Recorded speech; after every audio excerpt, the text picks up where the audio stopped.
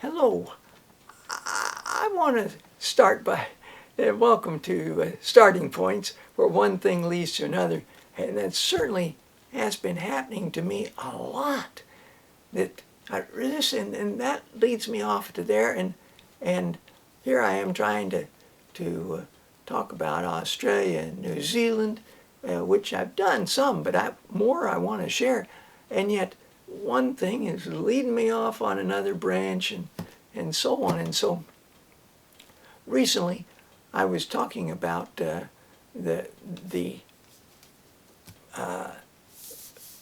book. I showed a book which featured the Galapagos Islands, which are in the Pacific Ocean. And I said we couldn't see them. The map didn't go far enough over. This map includes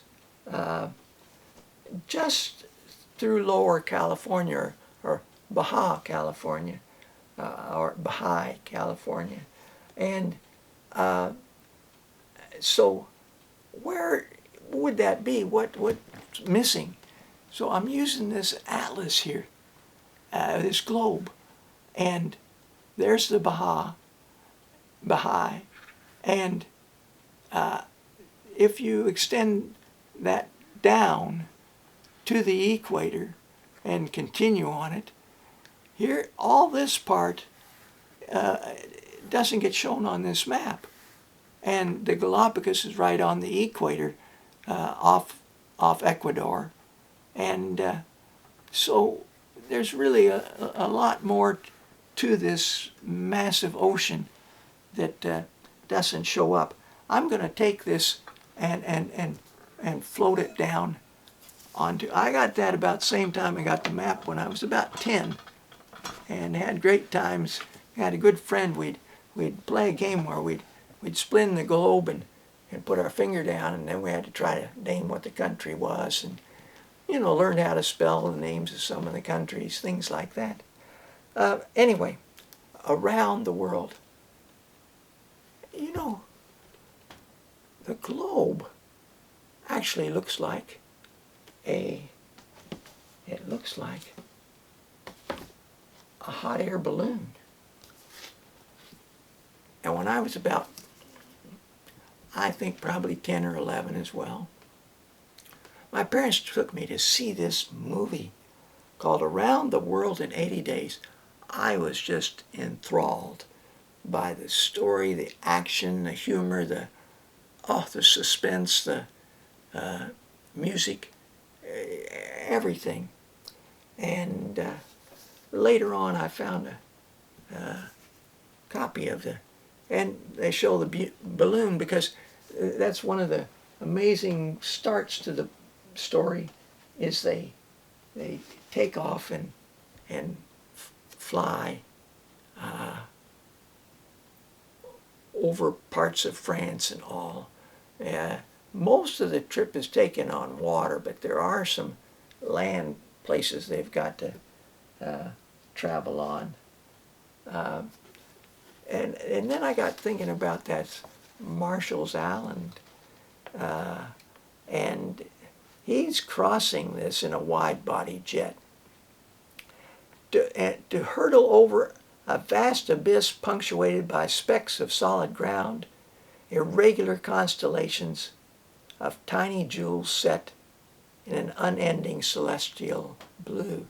And I got, what images there? The constellations and jewels, and he's going over in this plane. And then I thought, balloons, a little more, you move a little slower, and what a experience that would be, to travel around the world in a balloon.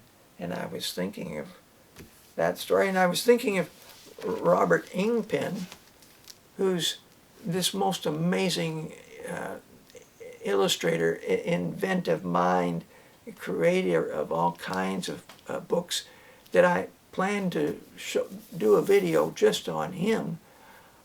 And when I was doing a little research as to what books the library and all might have with him, lo and behold, he's done illustrated many of the children's classics, and he's illustrated around the world in 80 days.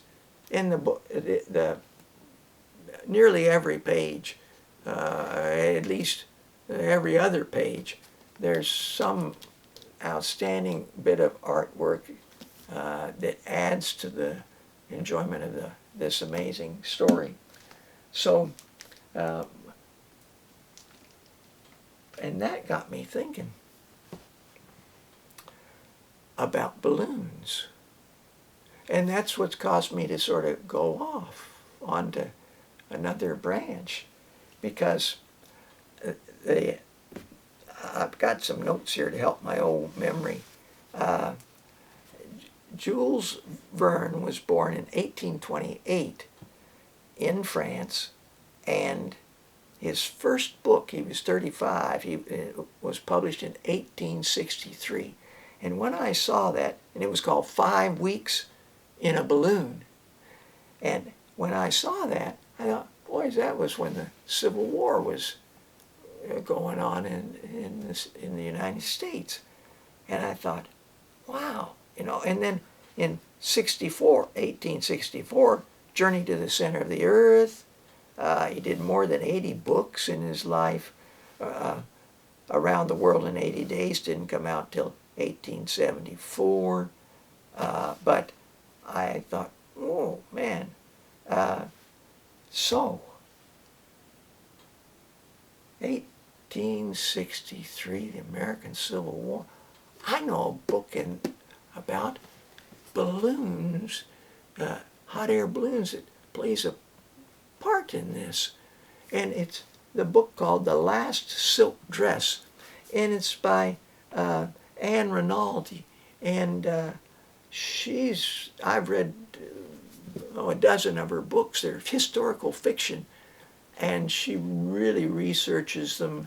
She often has the main characters, a young woman, 15 to 18 or 19, and they're in the circumstances of that particular historical event, U.S. historical event, and they're all exciting and informative, and give me insights to pieces and events and people. And so, Richmond, Virginia, she's sort of in the socialite strata, and she wants to help the war effort, and she's heard about balloons, and she thinks silk balloons, that she will give up her silk dresses to help make one. And so she tells her friend, let's do this, and let's collect them from the ladies, and they collect these, sew them up, make a big balloon, which they're able then to successfully send up, and in the cupola, the binoculars, they can see how the fighting in the enemy is setting up, and what things look like, and can send messages down to inform the ground troops. So yeah, it's a great read.